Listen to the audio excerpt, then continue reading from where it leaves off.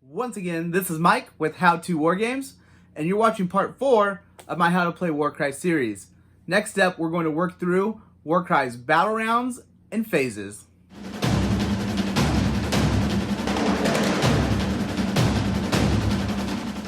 So each time you fight a battle in Warcry, the battle is broken up into what we call battle rounds.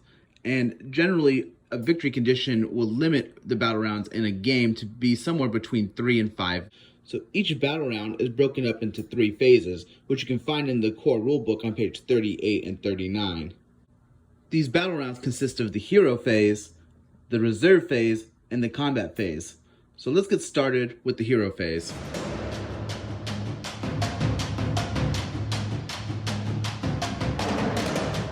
So at the start of the hero phase, each player rolls 6 dice, and these are referred to as the initiative dice.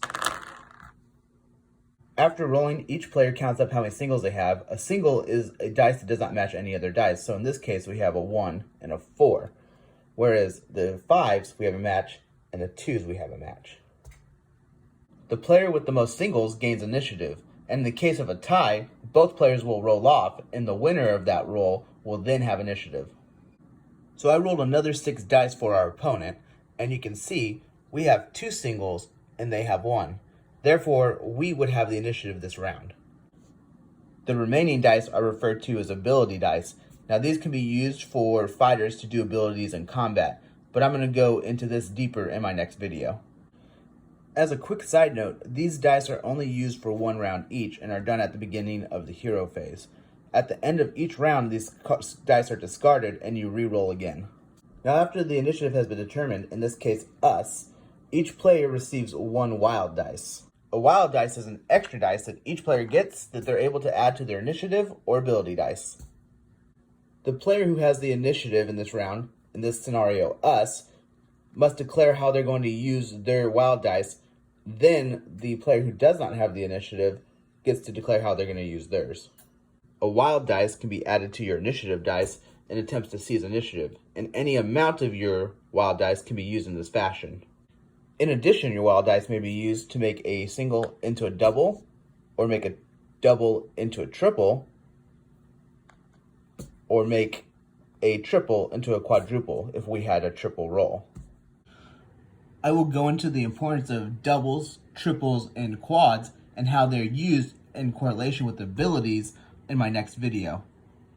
Each wild dice can only be used once per game, but they do not have to be used in any specific battle round. You are able to keep it and store it for later when you may need it more in a later battle round. You are able to seize initiative. Let's say it's the second battle round and our opponent did not use their wild dice from the first battle round. So they use their current wild dice plus the wild dice they stored, which would give them 3 initiative dice to our 2 and allow them to seize initiative.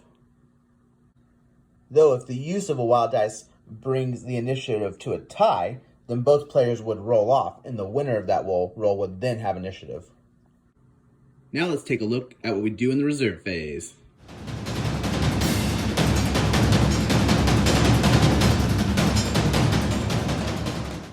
The reserve phase comes in after the first battle round. This is when you get to place any of your battle groups that are in reserves onto the battlefield. So let's take a look at a deployment card that has some units in reserve. The player who won initiative this round will deploy all of their reserve battle groups first, 3 inches horizontally from their deployment zone and any distance vertically. So for this example, we're going to say that we won initiative, that we are the red deployment group, and that this is the beginning of the second battle round. So our shield battle group, which is here, is able to enter the battlefield on the second battle round anywhere from the midpoint to this edge of the board within 3 inches. Okay, so this is where I've decided to deploy my shield battle group. It's going to be within 3 inches from the board edge, as you can see there, and it's within our parameters of this edge and the midpoint. And I decided to put them close to the stairs to give them easy access to the platform. It's also worth noting that if it's impossible to deploy your battle group within the 3-inch allotment of your deployment point, such as this in a corner with this many fighters, then The rule is that you just have to deploy as close as possible, such as this. Now let's jump into the combat phase.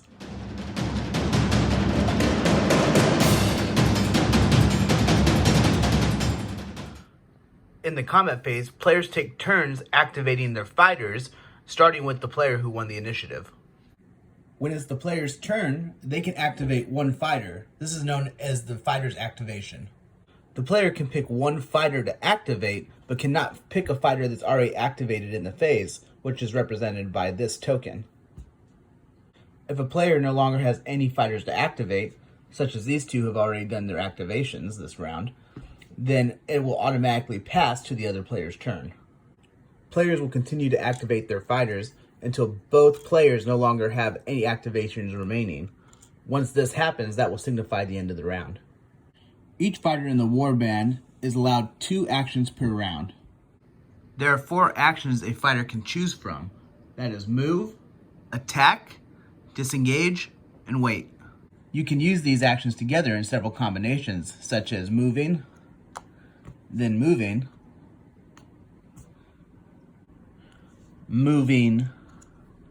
then attacking, or attacking, then attacking again, or even disengaging, then moving. We're going to take a deeper dive of the nuances of these actions in a later video. And that about sums up the overview of a battle round. Thanks again for watching. If you enjoyed this video, please subscribe, like, or comment down below. The next video in this series will go over fighter abilities and how to use them. Thanks for watching, and goodbye.